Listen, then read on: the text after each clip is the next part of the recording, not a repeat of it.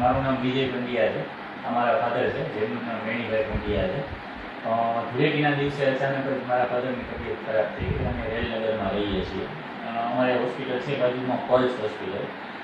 ત્યાં અમે અચાનક ધૂળેટીના દિવસે બાકી બધી હોસ્પિટલોમાં જનરલી રજા હોય છે, પણ અમે પલ્સ હોસ્પિટલમાં સારવાર માટે આવ્યા તો અમને ત્યારે બહુ સારો રિસ્પોન્સ મળ્યો ત્યાંથી, અને અમે બતાવવા માટે આવ્યા. ત્યારે અહીંયા જે ડૉક્ટર હતા, હાર્દેવી મેડમ હતા, એમને ત્યારે ધૂળેટીની રજા હોવા છતાંય પોતે ઓન ડ્યુટી ઓફિસ ઉપર આવી અને અમને એકદમ વ્યવસ્થિત ટ્રીટમેન્ટ આપી. 3 દિવસ મારા ફાધરને આઈસીયુમાં રાખ્યા હતા. બહુ ઝાઝી પ્રોબ્લેમ હતી, શ્વાસની પ્રોબ્લેમ હતી, કિડનીમાં સોજો હતો, પ્લસ થાઇરોઇડની તકલીફ છે.